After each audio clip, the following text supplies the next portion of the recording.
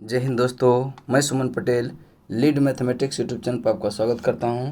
आज हम लोग इस वीडियो में देखेंगे वैदिक संस्कृति। ठीक है, वैदिक संस्कृति से जितना भी इम्पोर्टेंट प्रश्न है, टोटल 116 प्रश्न है और सारे जो है 100% एक्सपेक्टेड है, जो कि आपका एग्जाम में पूछ सकता है। तो इस पॉइंट को ध्यान में रखिएगा और यह सारे हम एक ही वीडियो में कवर करेंगे। अगर वीडियो आपको अच्छा लगे पहले पूरा वीडियो देखिए और अगर अच्छा लगे तो वीडियो को लाइक कीजिए, शेयर कीजिए और चैनल को सब्सक्राइब जरूर कीजिए।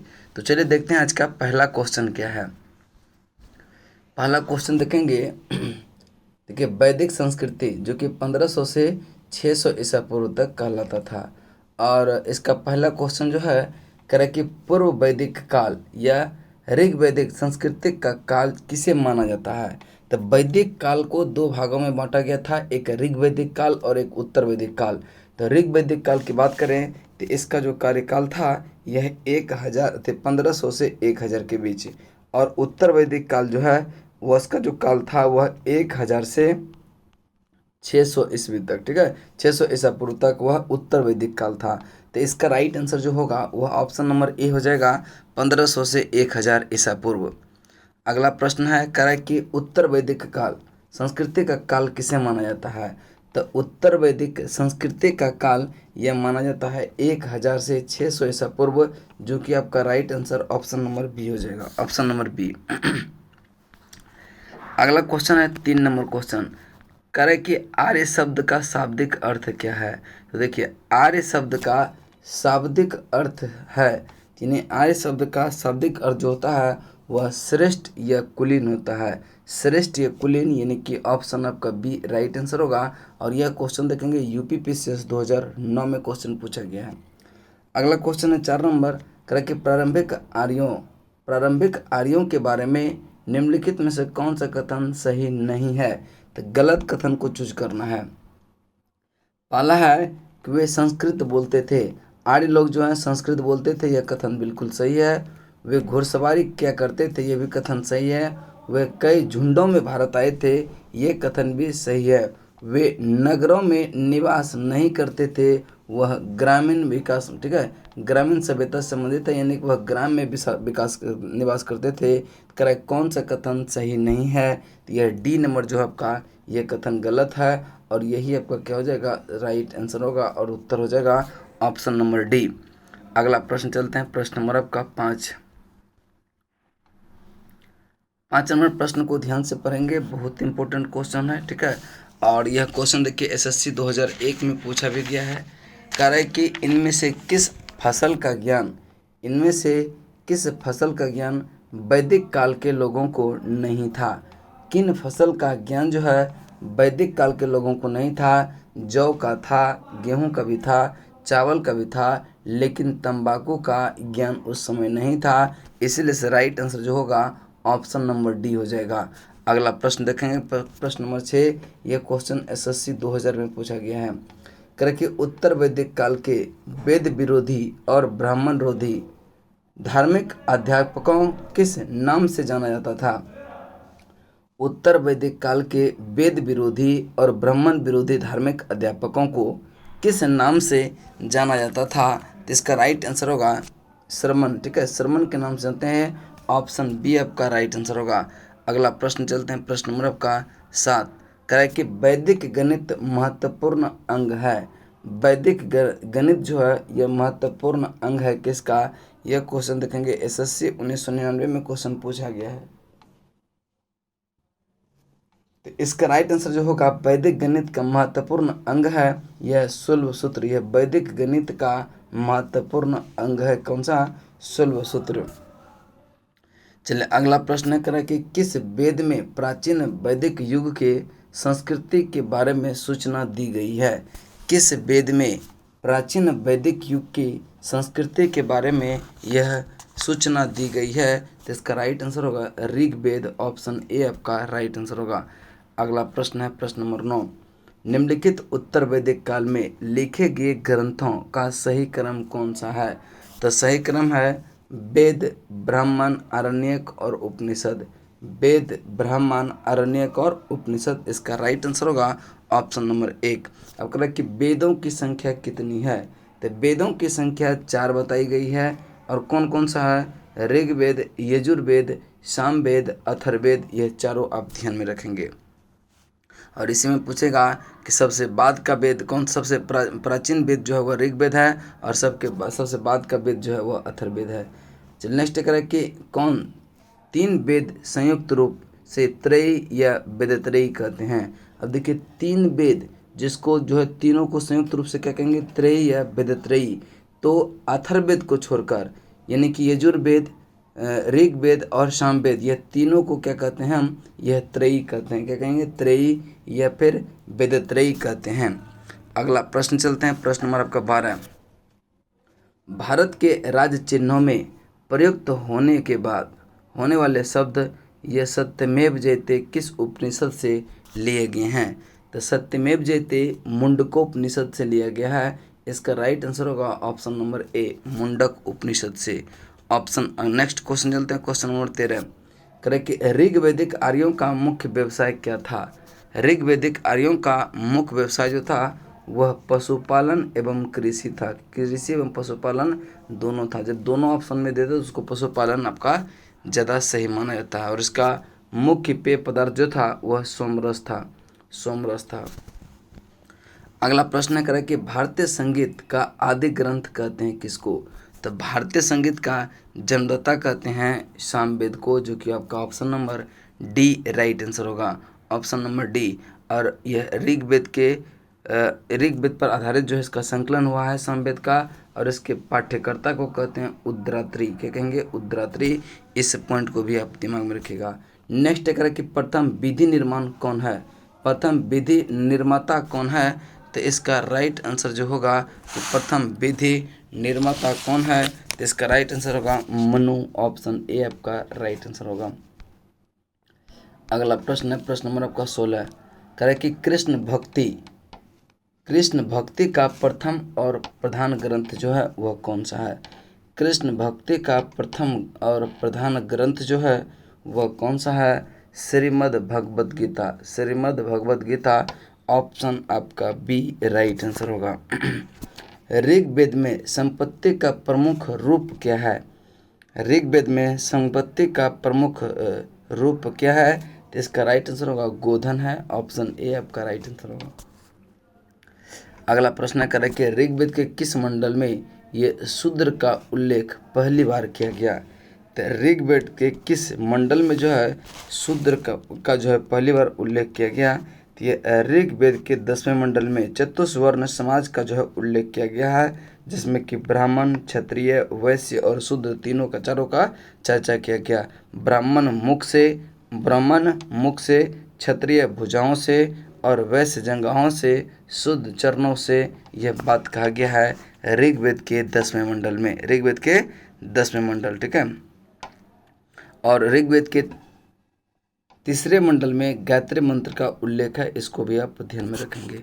अगले प्रश्न चलते हैं, प्रश्न नंबर आपका 18। करें कि ऋग्वेद के किस मंडल में शूद्र का उल्लेख पहली बार किया गया है। ये तो हो गया आपका 10वें मंडल में। अगला क्वेश्चन है आपका 18 के बाद 19। करें कि पुराणों की संख्या कितनी है। पुराणों की संख्या कितनी है, तो पुराणों की संख्या 18 है। और इसका रचयिता जो है लोमहर्ष अथवा उसका पुत्र उग्रसर्वा को माना जाता है। इस पॉइंट को आप ध्यान में रखिएगा। वैदिक धर्म का मुख्य लक्षण इनमें से किनका उपासना था। वैदिक धर्म का मुख्य लक्षण इनमें से किसकी उपासना था। तो इसका राइट आंसर जो होगा प्रकृति का, ऑप्शन ए आपका राइट आंसर होगा। अगला प्रश्न है कि किस देवता के लिए यह पुरंदर शब्द का प्रयोग किया गया। किस देवता के लिए पुरंदर शब्द का प्रयोग किया गया है। यह इंद्र के लिए। इंद्र को युद्ध का नेता एवं वर्षा का देवता भी कहते हैं, किसको, इंद्र को। चलिए अगले प्रश्न की तरफ चलते हैं, प्रश्न नंबर आपका 22। प्रश्न नंबर 22 को ध्यान से देखेंगे। कह रहा है कि शुल्ब सूत्र किस विषय से संबंधित पुस्तक है। तो शुल्ब सूत्र जो है यह ज्यामिति से संबंधित है, ऑप्शन नंबर ए आपका राइट आंसर होगा। अगला प्रश्न है कह रहा है कि अस्तो माँ सद्गमय, तमसो माँ ज्योतिर्गमय, मृत्युर्मा अमृतगमय यह कहाँ से लिया गया है? अस्तो माँ सद्गमय, तमसो माँ ज्योतिर्गमय, मृत्युर्मा अमृतगमय यह कहाँ से लिया गया है? तो इसको उपनिषद से लिया गया है और इसका राइट आंसर ऑप्शन नंबर ए होगा। अगला क्वेश्चन है करें कि आर्य भारत में बाहर से आए और सर्वप्रथम बस गए थे कहाँ पर? आर्य भारत में बाहर से आए और सर्वप्रथम बसे थे यह पंजाब एवं अफगानिस्तान के क्षेत्र में, पंजाब एवं अफगानिस्तान के क्षेत्र में, जबकि इसका मूल निवास जो था वह मध्य एशिया था। और अगला प्रश्न चलते हैं, प्रश्न नंबर आपका करें सूची 1 को सूची 2 से मिलान करें। सूची 1 को सूची 2 से मिलान करें। हड़प्पा रावी नदी के किनारे, यह आपका सही है। और ऋग्वेद यह होत्री, इसके पाठ्यकर्ता को होत्री कहते हैं। यजुर्वेद के पाठ्यकर्ता को यह उद्गात्री कहते हैं। और सामवेद के यह उद्गात्रे, ठीक है, उद्गात्री या उद्गाता। और यजुर्वेद का क्या था? अधर्यु, यजुर्वेद का अधर्यु और सामवेद का ब्रह्मा। अब देखेंगे कह रहे कि कौन सा सुमेलित है। तो देखिए 1 का ए, 2 का 2, 3 का सी और 4 का डी। इसका राइट आंसर जो होगा ऑप्शन नंबर ए ही हो जाएगा। अगला प्रश्न चलते हैं, प्रश्न नंबर आपका 26 कह रहा है कि वेदों को अपौरुषीय क्यों कहा गया? वेदों को अपौरुषीय क्यों कहा गया? तो इसका राइट आंसर होगा क्योंकि वेद की रचना देवताओं द्वारा किया गया। क्योंकि वेदों की रचना जो है ये किसके द्वारा किया गया है? वेदों का रचना जो है देवताओं के द्वारा की गई। अगला प्रश्न चलते हैं, प्रश्न नंबर आपका वैशेषिक दर्शन के प्रतिपादक है कौन? तो वैशेषिक दर्शन के जो प्रतिपादक है यह उलूक कन्नद है। उलूक कन्नद, इसका राइट आंसर होगा ऑप्शन नंबर सी। अगला प्रश्न करें कि मीमांसा यह पूर्व मीमांसा दर्शन के प्रतिपादक यह कौन थे? तो देखिए एक मीमांसा होता है तो और एक उत्तर मीमांसा। तो पूर्व मीमांसा का प्रतिपादक जो है वह जैमिनी है, जबकि उत्तर मीमांसा की बात करें तो उत्तर मीमांसा की है यह बदरायन, ठीक है। उत्तर मीमांसा का कौन है? बदरायन। कपिल यह सांख्य दर्शन का, ठीक है, सांख्य दर्शन का कपिल है। और न्याय का गौतम, न्याय का गौतम, इसको आप ध्यान में रखेंगे। अगला प्रश्न है करें कि वेदांत यह उत्तर मीमांसा के प्रतिपादक है। तो अब उत्तर मीमांसा की बात करें तो यह बदरायन हो गया। उत्तर मीमांसा बदरायन, पूर्व मीमांसा जैमिनी, सांख्य योग सांख्य दर्शन का कपिल, न्याय का गौतम और योग का है पतंजलि, ध्यान में रखिएगा। अगला क्वेश्चन है क्वेश्चन नंबर आपका 30 करें कि ऋग्वेद का कौन सा मंडल यह पूर्णतः सोम देवता को समर्पित है? ऋग्वेद का कौन सा मंडल यह पूर्णतः सोम देवता को समर्पित है? यह 9वां मंडल, आपका option number C right answer होगा। अगला क्वेश्चन है करें कि प्रसिद्ध 10 राजाओं का युद्ध यह दसराग युद्ध किस नदी के तट पर लड़ा गया था? यह क्वेश्चन देखेंगे बीपीएससी 1998 में क्वेश्चन पूछा गया है। तो इसका राइट आंसर जो होगा वह परसनी नदी के किनारे, परसनी नदी के किनारे यह हुआ था। और यह हुआ था सुदास एवं 10 जनों के बीच। और इसका उल्लेख जो है दसराग युद्ध का उल्लेख यह ऋग्वेद के 7वें मंडल में है, 7वें मंडल में है, जिसमें बताया गया कि यह सुदास और 10 जनों के बीच हुआ था, जिसमें सुदास का विजय हुआ था। अगला क्वेश्चन है करें कि धर्म शास्त्रों में भूराजस्व की दर कितना था? तो धर्म शास्त्रों में भूराजस्व की जो दर था वह क्या था? तो भूराजस्व की दर वह 1/6 था। और इसका राइट आंसर होगा ऑप्शन नंबर सी 1/6। और यह क्वेश्चन देखेंगे बीपीएससी 1995 में क्वेश्चन पूछा गया है। नेक्स्ट है कि 800 ईसा पूर्व से 600 ईसा पूर्व का काल किस युग से जुड़ा था? तो यह जो जुड़ा था यह किससे जुड़ा था? ब्राह्मण युग से जुड़ा हुआ था। और इसका राइट आंसर होगा ऑप्शन नंबर ए। यह क्वेश्चन भी बीपीएससी 1994 में क्वेश्चन पूछा गया है। देखेंगे 34 नंबर क्वेश्चन, यह भी क्वेश्चन आपका बीपीएससी 1994 में क्वेश्चन पूछा गया है। कह रहा है कि किस काल में अछूत की अवधारणा स्पष्ट रूप से उदित हुई है? किस काल में अछूत की अवधारणा यह स्पष्ट रूप से उदित हुई है? तो इसका राइट आंसर होगा धर्मशास्त्र के काल, धर्मशास्त्र के काल में, यानी कि ऑप्शन डी आपका राइट आंसर होगा। अगला क्वेश्चन है क्वेश्चन नंबर आपका 35। और यह बहुत इंपॉर्टेंट क्वेश्चन है। ये भी क्वेश्चन देखेंगे कि बीपीएससी 1994 में और यूपीपीसीएस 2016 में क्वेश्चन पूछा गया है। एशिया माइनर स्थित बोगासकोई का महत्व इसलिए है क्योंकि यह किस लिए महत्वपूर्ण है? क्योंकि वहाँ जो अभिलेख प्राप्त हुए हैं उनमें 4 वैदिक देवताओं इंद्र, वरुण, मित्र, नसत्य का उल्लेख मिलता है। एशिया माइनर स्थित जो बोगासकोई का महत्व इसीलिए है क्योंकि जो है वहाँ क्या हुआ है कि जो अभिलेख प्राप्त हुआ है उसमें 4 वैदिक देवताओं इंद्र, वरुण, मित्र, नसत्य का उल्लेख मिलता है। ऑप्शन ए आपका सही आंसर होगा। अगला क्वेश्चन है 36 नंबर क्वेश्चन। 36 नंबर क्वेश्चन है कि गायत्री मंत्र किस पुस्तक में मिलता है? तो गायत्री मंत्र जो है यह ऋग्वेद के 3रे मंडल में, ठीक है, ऋग्वेद के 3रे मंडल में मिलता है। इसका राइट आंसर ऑप्शन नंबर ए हो जाएगा। और यह क्वेश्चन भी देखिए बीपीएससी 1994 का क्वेश्चन पूछा हुआ है। न्याय दर्शन के प्रचारित किया किसने? तो न्याय दर्शन की बात करें तो यह गौतम ने। न्याय दर्शन गौतम और सांख्य की बात करें तो यह कपिल ने। पूर्व मीमांसा जैमिनी और उत्तर मीमांसा बदरायन ने। अगला क्वेश्चन चलते हैं। क्वेश्चन नंबर आपका, प्राचीन भारत में निष्क यह जाने जाते थे। प्राचीन भारत में निष्क यह जाने जाते थे स्वर्ण आभूषण के लिए, यानी कि आपका राइट आंसर होगा ऑप्शन नंबर ए। और उत्तर वैदिक काल में निष्क और शतमान जो था यह मुद्रा की इकाई था। इसको भी आप ध्यान में रखिएगा कि प्राचीन काल में यह निष्क जाना जाता था स्वर्ण आभूषण के लिए, और उत्तर वैदिक काल में मुद्रा की इकाई जो था निष्क और शतमान था। इसको ध्यान में रखिएगा। और यह क्वेश्चन यूपीपीसीएस 2005 में क्वेश्चन पूछा गया है।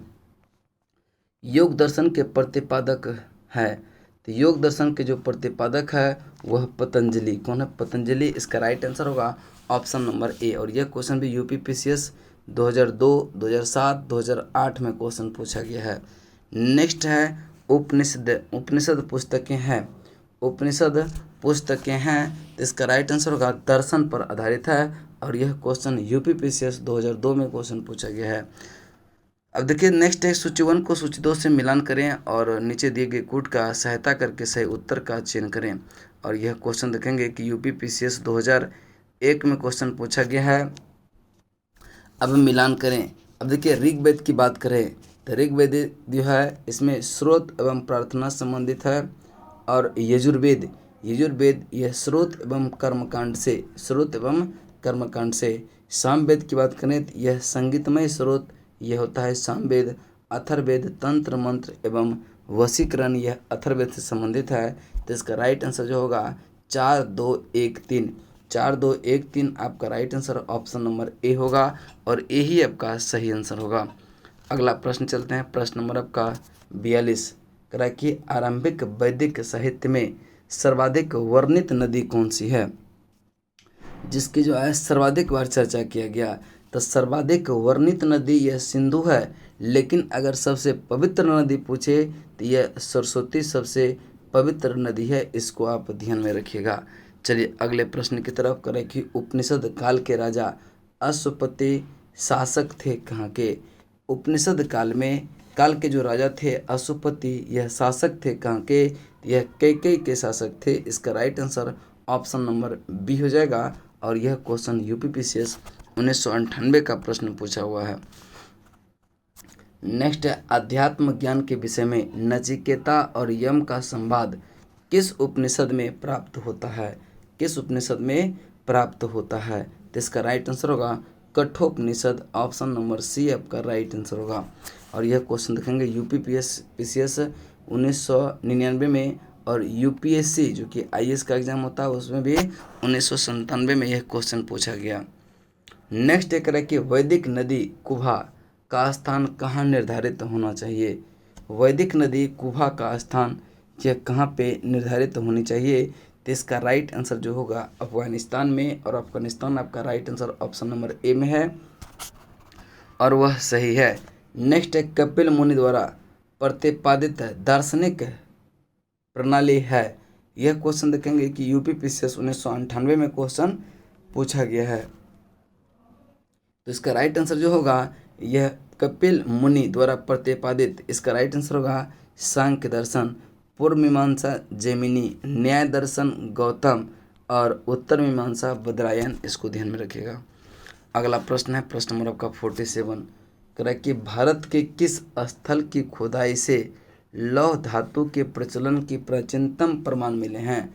तो लौह धातु का जो प्राचीनतम प्रमाण मिले हैं ये मिले हैं अतरंगी खेरा। ठीक है, अतरंगी खेरा आपका राइट आंसर होगा ऑप्शन नंबर बी। और यह क्वेश्चन यूपीपीसीएस 1998 का पूछा हुआ क्वेश्चन है। निम्नलिखित में से किसका संकलन यह ऋग्वेद पर आधारित है। किसका संकलन ऋग्वेद पर आधारित है, यह सामवेद का, जो कि आपका राइट आंसर होगा ऑप्शन नंबर बी। और यह क्वेश्चन देखेंगे यूपीपीसीएस 1997 में क्वेश्चन पूछा गया है। नेक्स्ट क्वेश्चन है, करें कि निम्नलिखित में से कौन यह प्रस्थान त्रयी में शामिल नहीं है।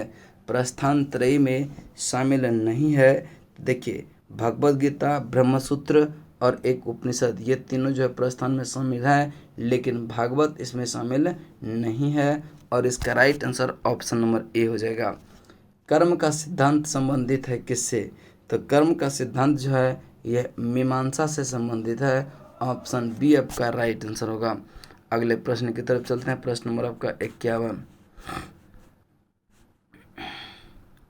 सूची 1 को सूची 2 से सुमेलित कीजिए। और यह क्वेश्चन देखेंगे कि एमपीपीसीएस में पूछा है 1999 में। तो करें कि सूची 1 को सूची 2 से मिलान करें। तो देखिए सबसे पहले अथर्ववेद से कौन सा संबंधित है, जैसे औषधि आ गया, औषधि संबंधित है किससे, अथर्ववेद से। और ऋग्वेद से संबंधित है ईश्वर की महिमा, यह ऋग्वेद से। यजुर्वेद, यह जो है आपका बलिदान विधि जो संबंधित है वह यजुर्वेद से। सामवेद, यह संगीत से संबंधित है। तो देखिए संगीत का संबंध सामवेद से, औषधि से संबंधित है अथर्ववेद, बलिदान विधि से संबंधित है यजुर्वेद, और ईश्वर की महिमा से है कौन, यह ऋग्वेद। तो इसका राइट आंसर जो होगा 3 1 2 4 हो जाएगा। 3 1 2 4 आपका राइट आंसर ऑप्शन नंबर किस में है, ए में है। और ए ही आपका क्या होगा, सही आंसर होगा। नेक्स्ट है करा कि चरक संहिता नामक पुस्तक किस विषय से संबंधित है। तो चरक संहिता नामक पुस्तक यह चिकित्सा से संबंधित है, और इसका राइट आंसर होगा ऑप्शन नंबर सी। और यह क्वेश्चन एमपीपीसीएस 1993 में क्वेश्चन पूछा गया है। नेक्स्ट है यज्ञ संबंधी विधि विधान का पता चलता है किससे। तो यज्ञ संबंधी जो विधि विधान है इसका पता चलता है यजुर्वेद से। इसका right answer option number D होगा। और यह क्वेश्चन RTS 1999-2000 में पूछा गया है। अगला क्वेश्चन है कि देखिए वैदिक युगीन सभा यह था। वैदिक युगीन सभा क्या था, यह RAS राजस्थान एडमिनिस्ट्रेटिव सर्विस में पूछा गया है 1994-95 में। तो इसका राइट आंसर बताएंगे कौन सा होगा। यह वैदिक युगीन समाज जो था यह ग्रामीण सभ्यता था, और यहाँ पे मंत्री परिषद थी। इसका right answer option number C आपका राइट आंसर होगा। वैदिक युग में प्रचलित लोकप्रिय शासन प्रणाली जो था वह क्या था। वैदिक युग में लोकप्रिय शासन प्रणाली वह क्या था। तो इसका राइट आंसर जो होगा, आप देखेंगे RAS में यह क्वेश्चन पूछा गया है 1993 में। यह क्वेश्चन होगा आपका राइट आंसर गणतंत्र था। अगला प्रश्न चलते हैं, प्रश्न नंबर आपका 56। करें कि सबसे प्राचीन वेद कौन सा है। सबसे प्राचीन का वेद जो है वह ऋग्वेद है, और सबसे बाद का वेद जो है वह अथर्ववेद है, जो कि इसका राइट आंसर होगा ऑप्शन नंबर ए। निम्नलिखित में कौन भारतीय दर्शन की आरंभिक विचारधारा है। निम्नलिखित में कौन जो है भारतीय दर्शन के आरंभिक विचारधारा है। तो इसका राइट आंसर हो गया सांख्य, यानी ऑप्शन ए आपका सही आंसर होगा। नेक्स्ट है कि सांख्य, योग, वैशेषिक, मीमांसा एवं वेदांत, इन 6 विभिन्न भारतीय दर्शनों की स्पष्ट रूप से अभिव्यक्ति हुई है किसमें हुआ है। यह क्वेश्चन SSC 2003 का क्वेश्चन पूछा हुआ है। तो इसका आंसर जो होगा यह वैदिक युग में है, यानी ऑप्शन नंबर ए आपका सही आंसर है।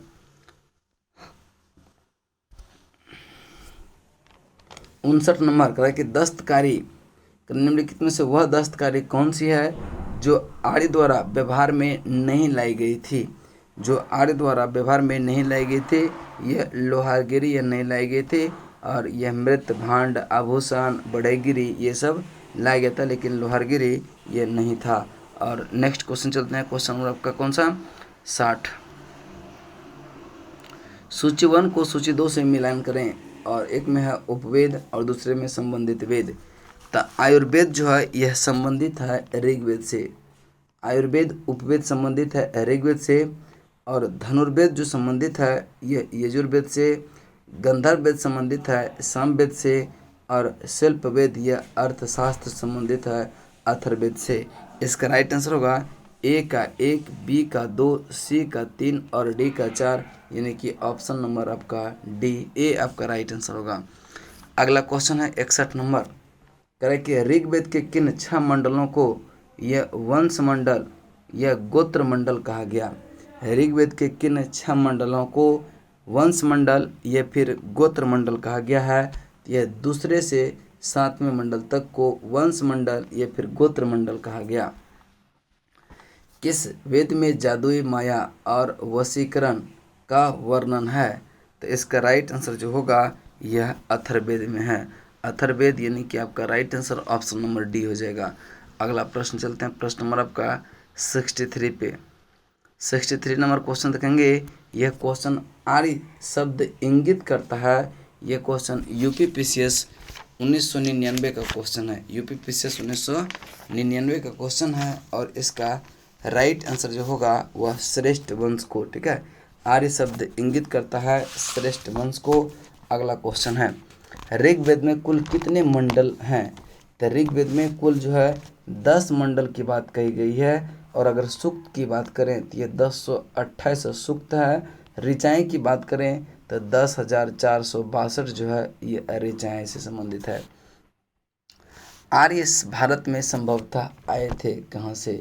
तो आर्य संभवतः भारत में आए थे यह मध्य एशिया से, यानी कि right answer option number A B आपका सही आंसर होगा।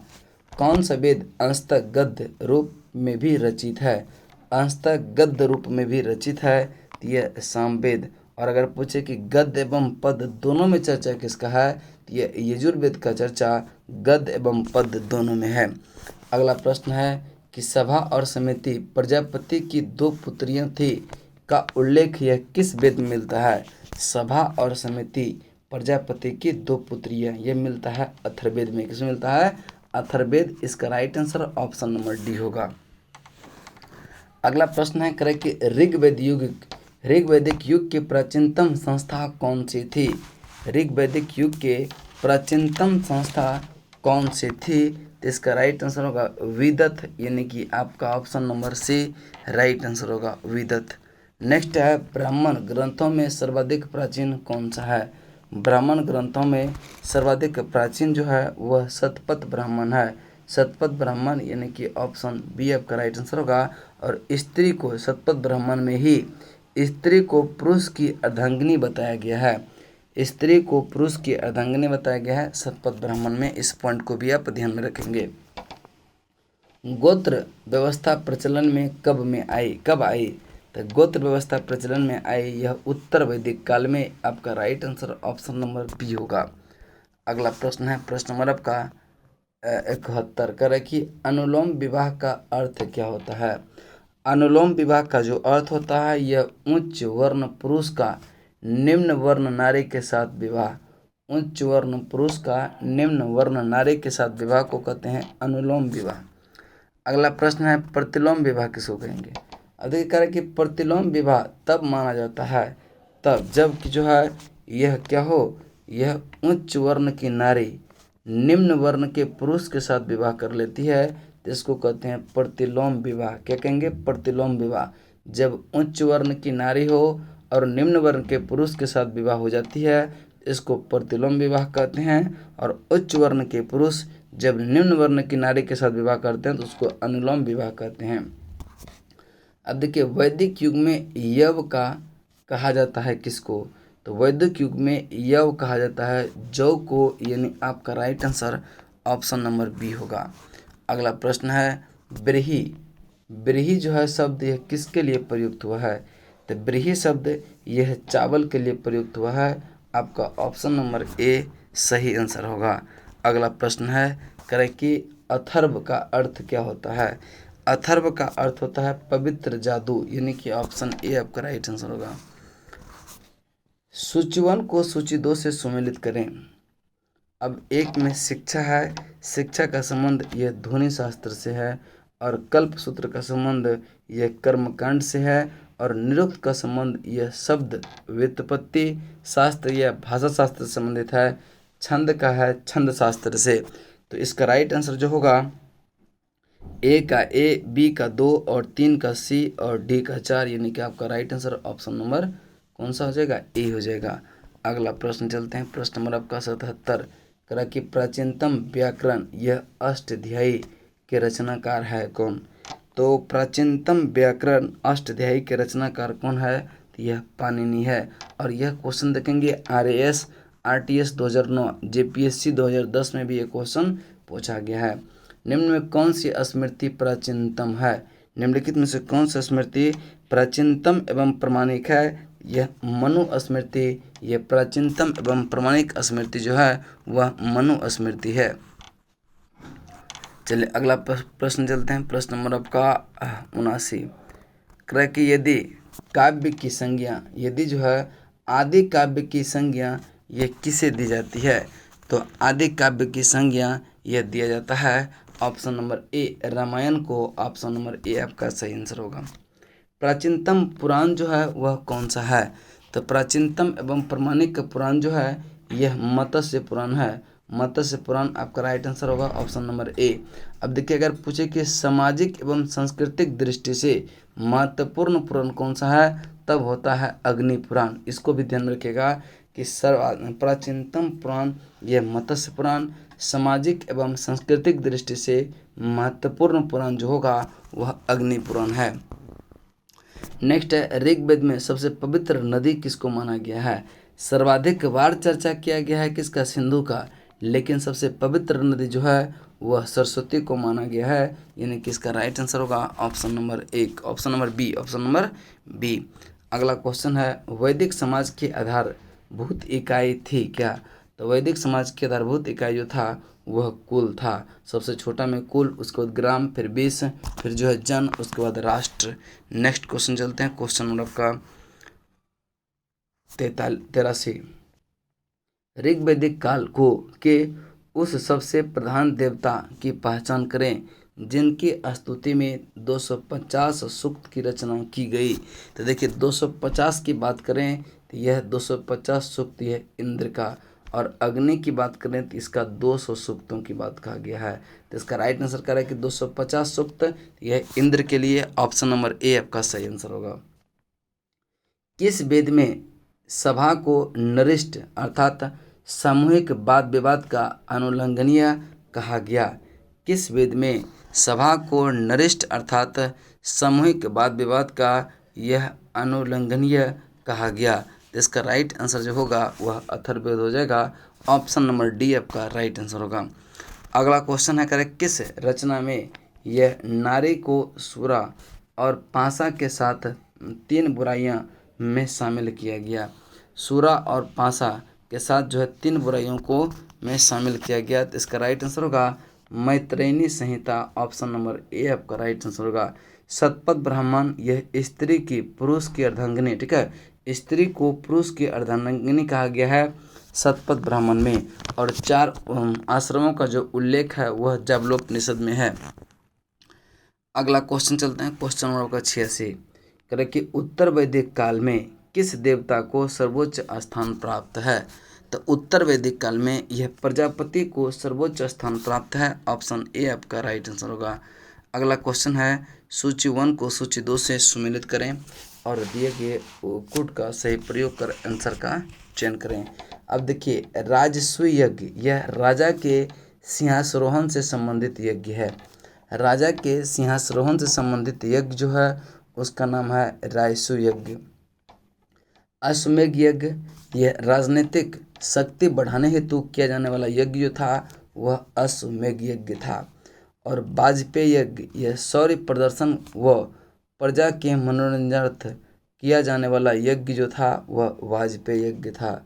नेक्स्ट है अग्निष्ठोम यज्ञ, देवताओं को प्रसन्न करने हेतु यह अग्नि का पशु बलि दिया जाने वाला एवं सोमरस का पान किया जाने वाला यज्ञ जो था वह अग्निष्ठोम यज्ञ था।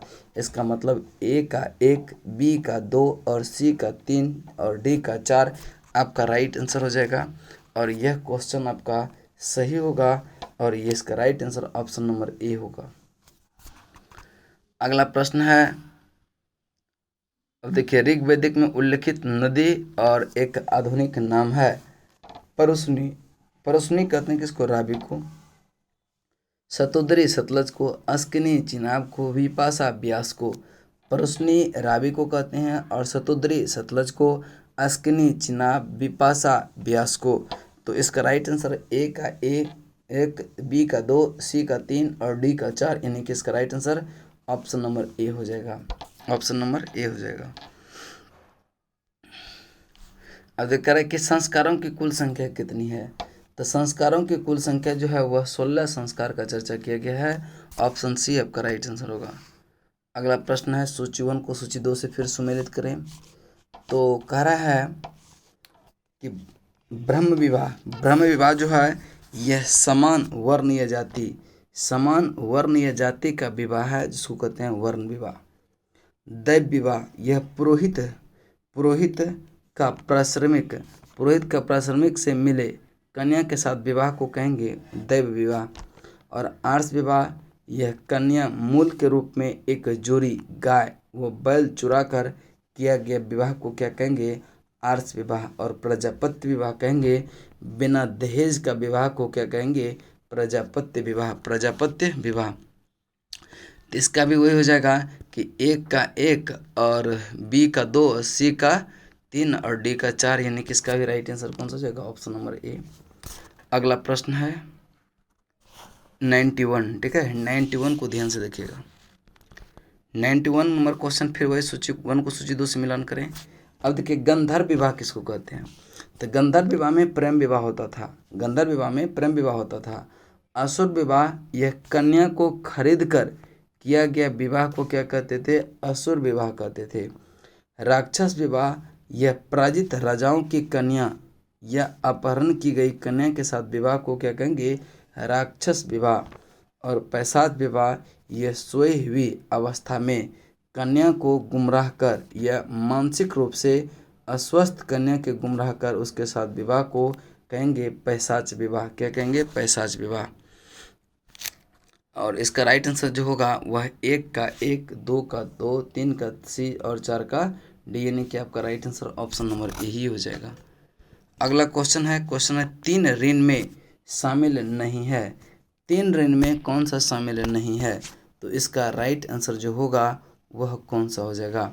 तो इसका राइट आंसर होगा मातृ ऋण। यह 3 ऋण में शामिल नहीं होता है, जबकि देव ऋण, पितृ ऋण और ऋषि ऋण ये जो है 3 ऋण में शामिल है, लेकिन मातृ ऋण यह तीनों ऋण में शामिल नहीं है। वैदिक काल से संबंधित मृत भांड संस्कृति जो है वह है क्या? तो वह गेरुवर्णी मृत भांड संस्कृति। गेरुवर्णी यह मृत भांड संस्कृति यह ऋग्वेद काल से संबंधित है।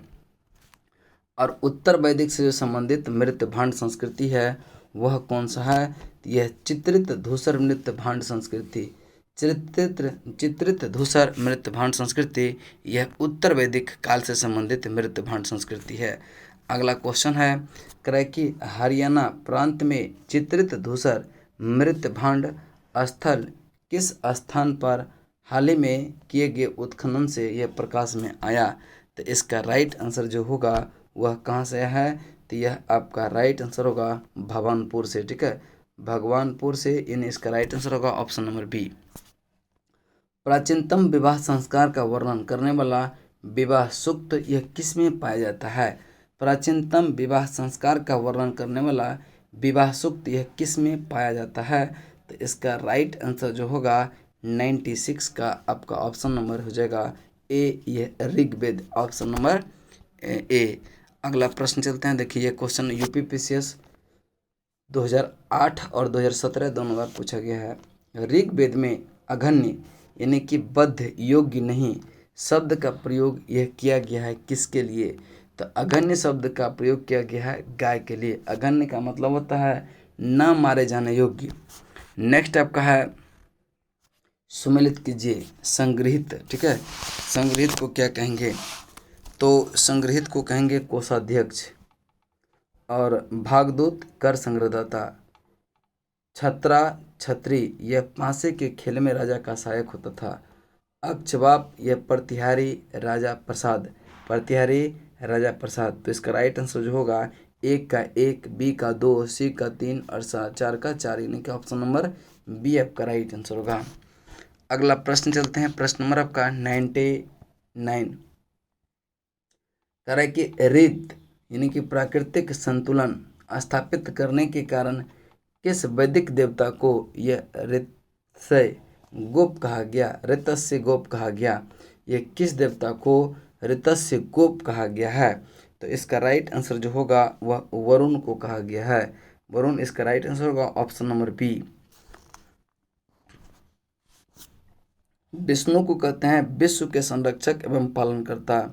और इंद्र को कहेंगे युद्ध का नेता एवं वर्षा का देवता। कौन जो है मूलतः जल या समुद्र का देवता था? कौन जो है मूलतः जल या समुद्र का देवता था? तो इसका राइट आंसर जो होगा वह कौन सा होगा? 100 का इसका राइट आंसर होगा वरुण। कौन सा था? वरुण। जल का या समुद्र का देवता वरुण को कहते हैं। 3 पगों में जो है तीनों लोक को माप लेने के कारण किसे उपक्रम कहा गया? 3 क्रमों यानी कि 3 पगों में तीनों लोक को माप लेने का कारण यह किसे जो है उपक्रम कहा गया? यह विष्णु को कहा गया। ऑप्शन डी आपका राइट आंसर होगा। अगला क्वेश्चन देखते हैं 102 नंबर क्वेश्चन। 102 नंबर क्वेश्चन को ध्यान से देखेंगे। कह कि सूची 1 को सूची 2 से मिलान करें। तो अब देखिए पूषण, पूषण जो होता है यह पशुओं का देवता होता है। और रुद्र, रुद्र जो है यह विवाह का देवता। धौ, धौ जो है यह होता है जगत के पिता। और अदिति यह देवों की महान माता। ठीक है, तो इसका राइट आंसर होगा option number B. Option number B, option number B होगा। अगला क्वेश्चन है मनुस्मृति मुख्यतः संबंधित है किससे? मनुस्मृति संबंधित है समाज व्यवस्था से, यानी कि ऑप्शन नंबर ए आपका राइट आंसर होगा। और यह क्वेश्चन यूपीपीसीएस 2007 में क्वेश्चन पूछा गया है। गायत्री मंत्र की रचना यह किसने की थी? तो गायत्री मंत्र की रचना यह विश्वामित्र ने किया। आपका राइट आंसर होगा option number B. Option number B. अगला प्रश्न है अवेस्ता और ऋग्वेद में समानता। अवेस्ता किस क्षेत्र से संबंधित है? तो अवस्था यह किस क्षेत्र से संबंधित है? यह क्वेश्चन यूपीपीसीएस 2008 में क्वेश्चन पूछा गया है।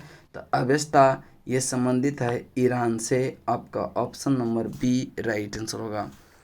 अगला क्वेश्चन है करें कि निम्नलिखित में से कौन सी ऋग्वैदिक आर्यों का लाक्षणिक विशेषता नहीं है? कौन सा जो है ये इसका लाक्षणिक विशेषता नहीं है? तो वह लोहे के उपयोग से परिचित थे।